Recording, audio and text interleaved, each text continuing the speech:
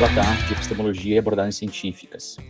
Essa discussão, ela é básica para qualquer tipo de atividade científica que a gente vai produzir. Tá, mas porque afinal a gente está falando de atividade científica dentro de um curso de relações internacionais. A atividade científica, ela na realidade vocês entraram, né, num curso de graduação estritamente acadêmico, né? O curso de relações internacionais, ele é quase que absolutamente teórico e nos dá amparo para fazer análises empíricas sobre o mundo, né? Análises das situações, dos fenômenos de relações internacionais, dos fenômenos de conjuntura, das estruturas de relações internacionais, das relações entre estados, entre atores sociais, entre organizações internacionais, governamentais ou não governamentais, os fenômenos domésticos dos estados que impactam internacionalmente, a comparação de vários fenômenos domésticos. Então, toda essa carga de conceitual, de teorias, são instrumentos analíticos que vão possibilitar vocês a fazer uma análise mais científica, né, a ter métodos que vão ser aplicados para observar o mundo de uma maneira distinta do que qualquer outra pessoa que com o seu senso comum ou que com uma formação em outra área do conhecimento, você tentar fazer análise sobre o mundo. Então, não importa se vocês vão ser pesquisadores, pesquisadoras, professores, analistas ou executivos de relações internacionais, vocês vão ter que observar o mundo por meio de lentes analíticas. E a observação do mundo é feita por meio de uma formação acadêmica. Então, quando vocês optaram por cursar um curso de relações internacionais de bacharelado e não um curso técnico, sei lá, ou tecnólogo em comércio exterior, vocês optaram por uma formação científica. E essa formação científica, ela tem uma diferença, ela não vai passar para você só conhecimentos técnicos, né, do know-how, de como fazer tal atividade executiva, mas ela vai também buscar ensinar vocês como pensar, entender o que é ciência, ou as várias interpretações do que pode ser ciência, tirar algumas conclusões, ou pelo menos tirar dúvidas sobre isso, e questionar, né, as formas de observar o mundo, questionar suas próprias formas de observar o mundo, e, de uma forma minimamente democrática, conseguir fazer a sua própria análise das relações internacionais. Para isso, a gente tem que entender o que é ciência, o que é conhecimento, e como que essa análise de relações internacionais que a gente vai produzir, de alguma forma, ou a pesquisa em relações internacionais, ela vai ser diferente de uma análise tradicional, do senso comum. Esses foram os temas das aulas passadas. E aqui a gente vai tentar observar, então, como que a ciência constituiu, de alguma forma, grandes abordagens, né, ou métodos, ou teorias de métodos científicos, para pensar o que vai ser mais produtivo, o que vai ser mais vantajoso na hora de obter conhecimento científico. Então, todos esses debates são fundamentais para que, na hora de a gente produzir algum conhecimento nas relações internacionais, a gente tenha a noção de que isso que a gente está produzindo é um conhecimento minimamente científico, é um conhecimento que está sendo validado por um processo científico, métodos científicos, e ele tem lastro em abordagens científicas historicamente constituídas já, né? Então, sejam abordagens mais indutivas, mais dedutivas, mais hipotético-dedutivas, mais constituída por meio de resolução de problemas, por meio de programas de pesquisa científica. Então, todos esses elementos a gente vai levar a cabo nessa aula e ao longo da disciplina também. Como eu vou produzir o conhecimento em relações internacionais. Eu vou para os dados, e aí eu vou supostamente observar os dados e dizer o que os dados me contam, a história que os dados me contam, que os documentos me contam, que as análises atuais, né, observando bancos de dados do Banco Mundial, do FMI, ou de organizações internacionais vão me dizer, ou eu vou partir de teorias para entender, né, para propor uma visão de relações internacionais sem uso de dados ou fontes empíricas específicas. Ou, pelo contrário, eu vou usar essas teorias para formular questionamentos para ir aos dados que eu preciso observar. Todas essas decisões são decisões que nos levam a séculos de discussões da filosofia da ciência, sobre como que a gente deve optar por realizar um conhecimento. E um conhecimento, nesse caso aqui, um conhecimento científico. Parece que a gente tem esse peso nas costas de tomar uma decisão. Essa decisão não precisa ser tomada de forma definitiva, mas a gente tem que entender que é um debate bem profundo e que cada decisão que a gente toma, né, eu já vejo muitos projetos assim, eu vou adotar o método dedutivo. Então, o que isso significa? Qual é o lastro de discussão na ciência sobre por que isso é importante? Tá? Às vezes não está presente. Então, todas essas decisões que a gente toma são decisões que envolvem um lastro do conhecimento científico. Para isso, a gente também, essas decisões vão orientar muito os métodos de procedimento, as técnicas de pesquisa que a gente vai ter em qualquer pesquisa que a gente for realizar. Então, eu quero tentar entender, sei lá, o impacto da nova direita, né, uma direita neoconservadora na política externa dos estados contemporâneos. E aí, como que eu vou observar os dados, como que eu vou fazer as perguntas de pesquisa fundamentais para entender o que é mais crucial, o que são os fatos e os fenômenos que eu quero compreender que são mais cruciais. Do tipo, são ideologias que importam na política externa, são líderes políticos e seus interesses particulares, são partidos, as alianças internacionais elas são rígidas ou maleáveis nesse novo contexto do novo conservadorismo. Essas perguntas vão nos levar a tipos de abordagem frente aos dados, frente ao conhecimento, né, as informações, as notícias de jornal e ao que foi escrito. Então, para que a gente chegue nesse ponto mais abstrato, que é a discussão sobre epistemologia científica aqui, a gente vai fazer 3 perguntas principais. Primeiro, quais são as formas mais tradicionais de se produzir conhecimento científico na perspectiva da filosofia da ciência, o que a gente pode chamar de teorias do método científico, tá? Ou racionalidade lógica para o método científico. Como podemos avaliar a força e progressividade do conhecimento científico? Então, essas teorias elas vão dizer o que é desejável na pesquisa científica, o que não é desejável, o que pode ser considerado mais ou menos científico para cada uma dessas perspectivas. E quais são, né, ou não quais são, mas quais são os pontos fortes e fracos de diferentes abordagens do método científico.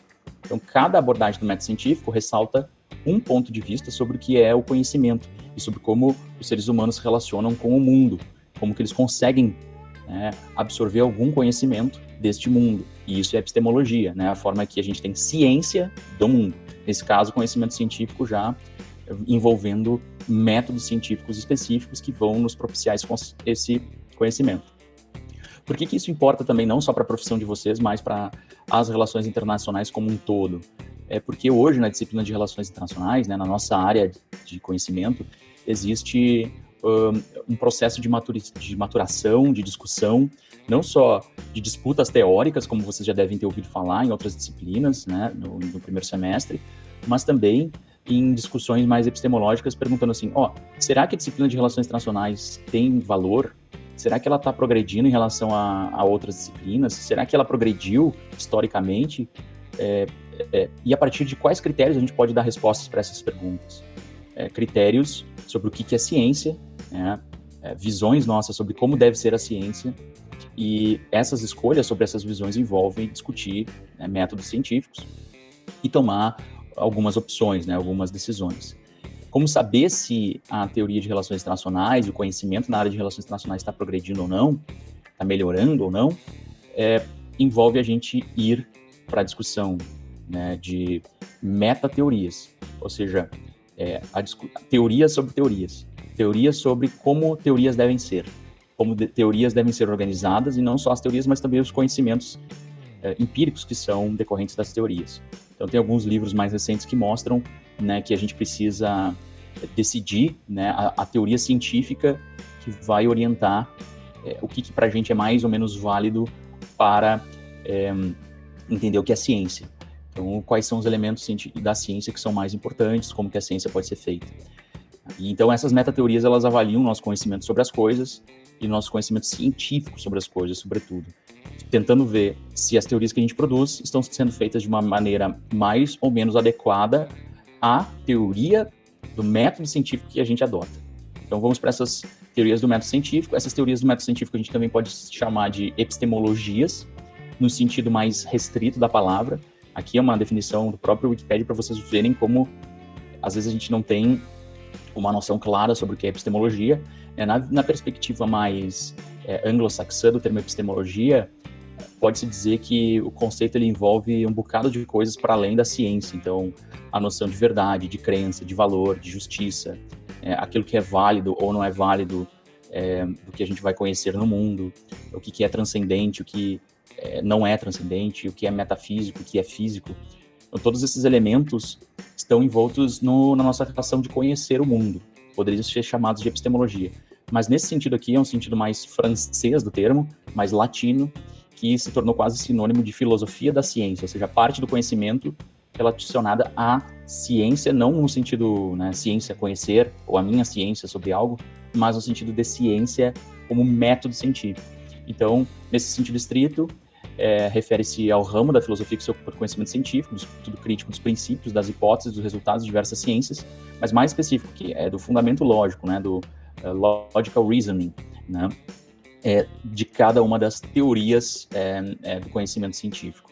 Então, nessa perspectiva, é igual, né, ou poderia ser quase semelhante, o sinônimo de filosofia da ciência, ou de teoria do método científico, ou de abordagens científicas, lógica de raciocínio científico.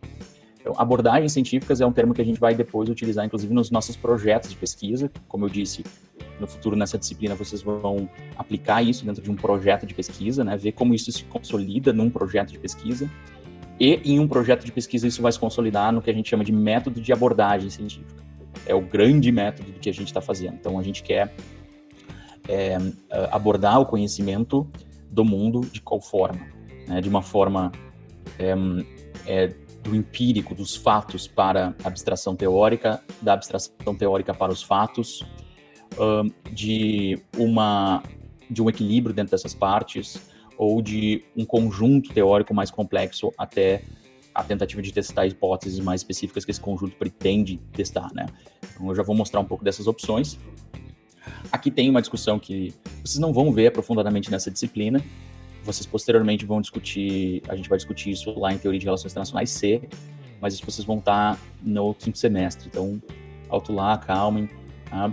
Fiquem calmos porque isso aqui é uma discussão um pouco mais aprofundada, mas o que importa é que vocês entendam que todas essas percepções sobre como chegar ao conhecimento vão ser influenciadas por visões que os cientistas, nós, os autores, os analistas de relações internacionais, no caso, vão ter sobre a realidade e o conhecimento. Eu já mostrei esse gráfico em uma videoaula, né, passada, mas isso eu quero só ressaltar.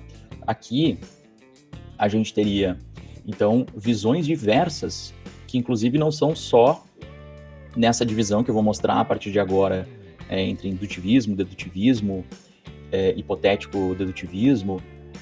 Há vários autores que vão, inclusive, adotar o mesmo método de abordagem científica e que vão ter visões diferentes sobre a relação entre realidade e conhecimento. E, no mínimo, a gente tem duas variações da forma como a gente compreende a realidade, né, e a nossa relação entre a mente, aquilo que a gente absorve da realidade, e o mundo. Uma percepção que a nossa mente, o conhecimento sobre o mundo, ele é independente do próprio mundo, ou melhor, o mundo é independente do conhecimento que a gente tem dele. As leis do mundo, elas vão ser dadas e vão ser repetitíveis, vão ser leis equilibradas e que são independentes, né, da compreensão dos seres humanos, ou a própria realidade que a gente observa no mundo é uma realidade produzida pela nossa mente. Ou seja, a gente não consegue entender a realidade sem o filtro da nossa mente. Essa realidade, portanto, ela não existe fora do próprio filtro que a gente tem na mente. Então, visões diferentes sobre o mundo vão ser influenciadas por essa diferença aqui, que são tipos ideais, claro, diferentes autores vão estar distribuídos por aqui, e também sobre como que a gente consegue aplicar o nosso conhecimento, ou absorver conhecimento do mundo, seja do mundo que está um mundo teórico, digamos assim, um mundo racional, racionalizado, ou um mundo empírico, um mundo que está ali na realidade, que a gente a única coisa que a gente pode fazer é tentar validar, né, e experimentar esse mundo de uma forma mais eficiente ou menos eficiente. Então a gente pode conhecer o mundo de maneira absoluta, a ciência é capaz, aqui uma visão bem utópica da ciência, a ciência é capaz de conhecer todo o mundo, o mundo e todas as suas leis, ou a ciência tem um limite de conhecer esse mundo, principalmente do ponto de vista das relações mais imateriais desse mundo, do mundo das ideias, etc. Então, essas diferentes perspectivas, vocês não precisam decorar nesse momento, ou ter uma proficiência nessa discussão, mas vocês precisam entender que essa discussão de fundo, esse debate de fundo da epistemologia, vai orientar também diferentes interpretações de filósofos da ciência sobre como que a ciência deve ser feita.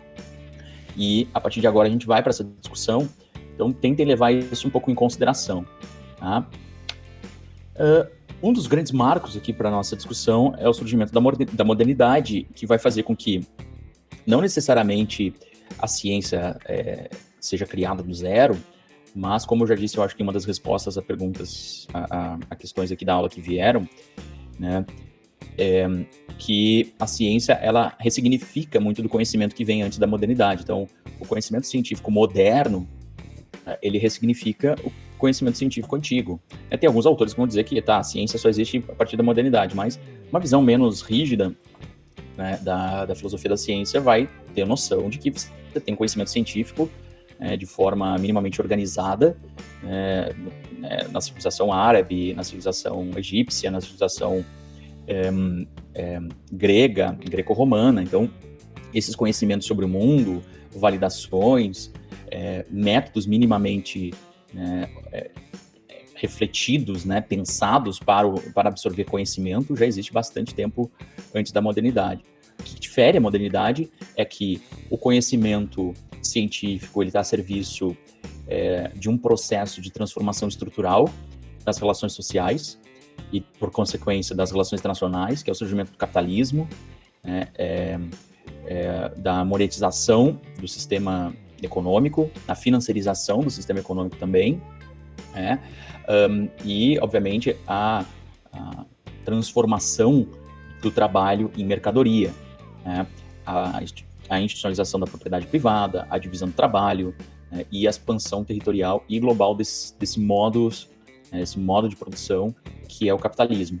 A Revolução Industrial também vai ser um ponto fundamental dentro do capitalismo que vai estimular a urbanização, né, a modernização das sociedades, a alfabetização, a evolução ou incremento do conhecimento técnico.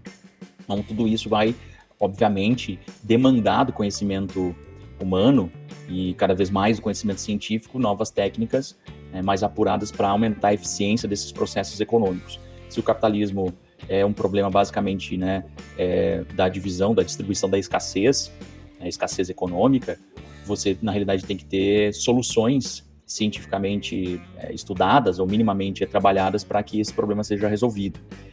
E isso, obviamente, vai ser incentivado pela burguesia, pelas elites econômicas, para que o conhecimento sobre a natureza, sobre os processos sociais sejam desenvolvidos. E aí as grandes universidades vão ser financiadas, então esse processo todo de urbanização e modernização, alfabetização e aprimoramento do conhecimento vai estar junto com o capitalismo e também vai estar junto com o Estado moderno, né? O Estado moderno que começa como um Estado soberano na Paz de Westfália, e depois, lá na Revolução Francesa, se torna um Estado nacional, que quer dizer, um Estado que integra uma identidade nacional, que não é homogênea, obviamente, mas que tenta reivindicar a ideia de legitimidade e identidade entre a população, e essa identidade envolve alfabetização, uma língua oficial, símbolos oficiais, visões sobre o que é certo e o que é errado na sociedade, visões sobre o que é progresso e o que não é, sobre quem somos, sobre para onde vamos, e tudo isso também integrado à centralização de uma autoridade, à territorialidade especificamente do Estado, né, a concentração de meios de coerção, garantindo soberania e também garantindo de alguma forma, quando há pressões sociais, como revoltas, revoluções e de elites econômicas e políticas, direitos, né? Então, esse processo de modernização das sociedades vai também estar acompanhado com o que a gente pode chamar de revolução científica, né? Uma revolução que é representada pelo Copérnico, a Revolução Copernicana, que é basicamente superar um pressuposto religioso para explicar a centralidade da Terra no universo. Você tem um pressuposto aristotélico, que depois foi reproduzido, né, pela filosofia religiosa, né, a filosofia medieval. Toda essa filosofia sustentava a ideia de que a Terra era o centro do universo, né? E que você tinha reinos celestial, telestial, e que nesses reinos viviam basicamente em função da centralidade da Terra. Então essas crenças religiosas orientavam o conhecimento científico. O Copérnico apostou num outro tipo de crença, né, numa crença especificamente observável, que pelo menos ele supunha que poderia se observar, sobre movimentos dos astros, e a ideia de que, portanto, o Sol era o centro, pelo menos na ideia de universo naquele momento, né, ou a Terra girava em torno do Sol, e o Sol era o centro daquele sistema que a gente conseguia observar. Isso mostra, então, um desprendimento, né, da lógica religiosa. Depois ele tem que pedir desculpas, né, ele tem que se redimir às autoridades religiosas, mas o grande propulsor dessa ideia do Copérnico, dessa ideia que surge, né, copernicana, é o Galileu Galilei, que vai produzir instrumentos específicos, como telescópio, como lentes, para verificar se realmente, né, essa ideia, ou essa tese inicial, pudesse ser investigada e testada. Então, essa combinação de uma tese, de uma teoria e o teste dela vai organizar basicamente o método científico a partir de então. A composição de teorias e fatos, né? E uma disputa ferrenha entre diferentes autores sobre qual é, digamos, o fator principal, o fator prioritário, se são as teorias ou os fatos. E aí, bom, vocês vão ter desde esse elemento, né, do racionalismo que surge nesse primeiro período, que muito influenciado pelo René Descartes, muito influenciado pelo início da filosofia moderna iluminista, né, John Locke, o próprio Spinoza, né, Barão de Spinoza, também o Thomas Hobbes. Essas diferentes perspectivas vão colocar nos seres humanos a capacidade de interpretar as leis da natureza, né, os fenômenos da natureza, em detrimento do fenômeno religioso. Ou seja, a gente pode questionar o que é passado pela autoridade religiosa e observar a natureza pela nossa própria racionalidade. Então, o racionalismo, o iluminismo que vem neste momento, é fundado numa ideia que nós temos condições, né, pela a nossa capacidade de racionalização, de ser o centro do processo de observação e conhecimento do mundo. Esse racionalismo depois é também, né, sempre nesse processo de disputa entre a prioridade de teorias e fatos. O racionalismo também é demarcado pelo empiricismo, que lá no século XVIII, né, pelas teses newtonianas, indutivistas, né, de que a gente não precisa testar a hipótese, a gente tem que ir atrás justamente dos experimentos, né, do David Hume, toda essa orientação aqui, desde lá do Francis Bacon, já no século XVII, depois eu vou explicar um pouquinho melhor, e no século XIX com Augusto Kant, mas principalmente com o John Stuart Mill e depois o Bertrand Russell, o empiricismo se torna mais desenvolvido e, além de complementar, vai também disputar posição com o racionalismo. A gente vai discutir um pouquinho sobre isso, mas na realidade toda essa perspectiva está submetida à revolução científica. Tanto o racionalismo quanto o espiritismo, quanto o empiricismo, eles estão submetidos a uma ideia de que os seres humanos são capazes de obter conhecimento, são capazes de processar esse conhecimento. Se o conhecimento vem antes da razão ou antes dos fatos, né, da natureza, isso vai ter uma disputa fundamental. Mas os seres humanos são capazes de observar, experimentar, explicar e predizer. E mais do que isso também existe uma ideia inicial, né, de que objetos e sujeitos são seres distintos, minimamente distintos. É claro que vai variar perspectivas por aqui, mas que teorias e fatos são minimamente, né, categorias distintas que podem ser discutidas de maneira separada e autônoma. Nesse processo todo, a gente tem, né, portanto, essas duas correntes principais, que vão ser duas correntes definidoras da nossa ciência moderna, que vão se basear também em perspectivas anteriores à era moderna, da ciência, sim, mas não da ciência moderna, né, que vão ser o racionalismo e o empiricismo.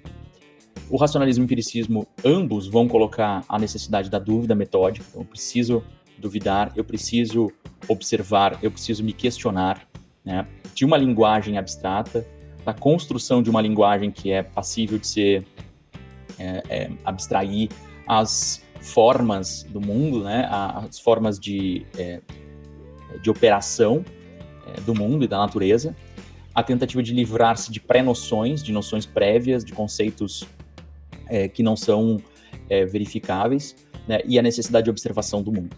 Como isso vai ser feito vai variar a partir de diferentes perspectivas da filosofia da ciência. E isso, obviamente, tem essa disputa, como eu falei, do racionalismo e empiricismo, ou empirismo. Tanto dessa vertente mais francesa, né, iluminista, o racionalismo que vem pelo René Descartes, e o empirismo, né, o empiricismo que vem por uma vertente mais naturalista britânica. Essas duas correntes vão, obviamente, ser importantes umas para as outras, e não é à toa que no final não, né, porque as coisas não chegaram no fim, mas no século XX, a solução popperiana é quase que, por mais que se chame método hipotético dedutivo, ela é quase que uma composição entre as duas coisas. Depois a gente vai chegar um pouco nesse elemento, tá? Então, o racionalismo é a apreensão da realidade, né, a visão de que a apreensão da realidade não pode ser realizada sem existência prévia de conceitos, ou seja, sem o processamento de perspectivas conceituais, teóricas, sem um insight teórico, né, e filosófico que vão permitir classificar e compreender a realidade. Ou seja, eu não vou conseguir estudar o poder sem antes ter um conceito de poder, sem antes saber o que poder significa, ter uma teoria sobre o poder para orientar a minha observação da realidade, senão eu nunca observaria poder, né? Eu não tenho como compreender organizações internacionais ou regimes internacionais se eu não tiver um conceito válido disto. Então, o conhecimento deriva da razão humana, e essa razão fundada em teorias, em perspectivas, definições conceituais, que vão anteceder, inclusive, a experiência sensorial. Já o empirismo, ele vai colocar que todo conhecimento deriva de dados empíricos obtidos a partir da experiência sensorial. Eu não preciso de teoria sobre, necessariamente sobre pobreza para observar, analisar a renda da população, analisar quanto que eles ganham por mês e ver que há disparidade, que há desequilíbrios, que há desigualdade.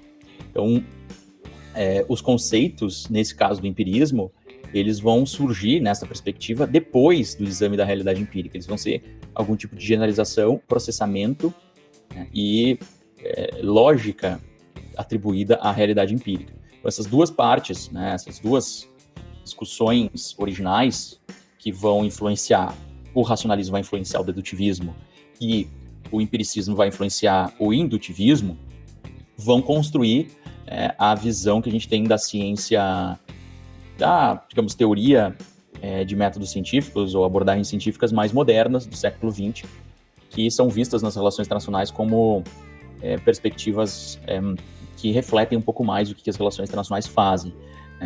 E eu colocaria essas três perspectivas aqui, a perspectiva do Thomas Kuhn, do Henri Lacatz e do Larry Laudan, como as perspectivas sobre o que é ciência e como deve ser ciência, que estão em disputa nas relações internacionais hoje, tá? Mas todas elas precisaram, né, surgir a partir de uma disputa anterior entre dedutivismo e indutivismo, uma síntese mínima proposta pelo Popper, pelo Karl Popper, e aí, depois do Karl Popper, o surgimento de outras propostas, né, um pouco diferentes, propostas mais próprias e próximas, talvez, das ciências sociais, e que vão hoje ser muito correntes na área de relações internacionais. Já chegaremos nessas visões.